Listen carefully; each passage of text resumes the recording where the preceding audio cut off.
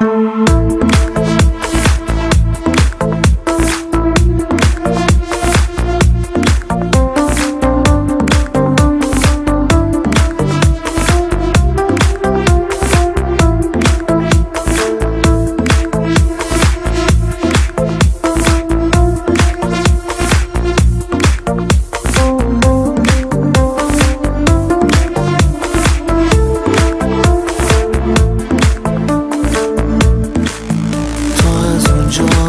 دوره از منی که مونده تو بنبست به عشقی که هنوز زنده است.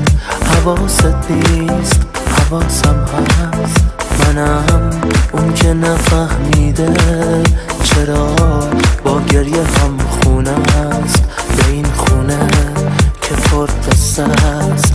حواست نیست حواسم هست، عجیب و گنگ دنیامون با اینکه همه چیز ساده است.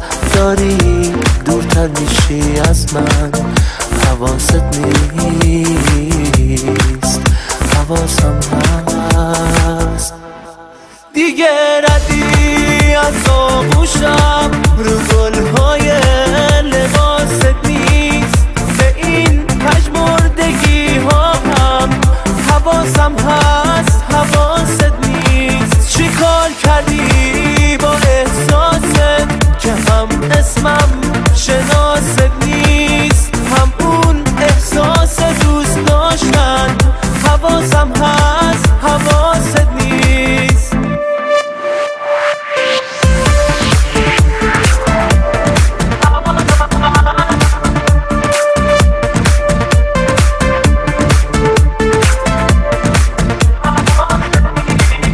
رسوندمت به احساسم، حضورت راه آخر بود، منم ما بی خبر بودم، تو دستای تو خنجر بود.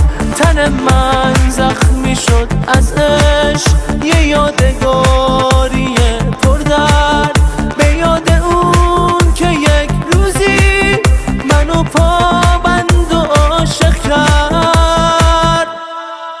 ولی خوشحالم از این عشق با اینکه سرد و پیرم کرد، یه احساسی به من داد که از هر احساسی سیرم کرد.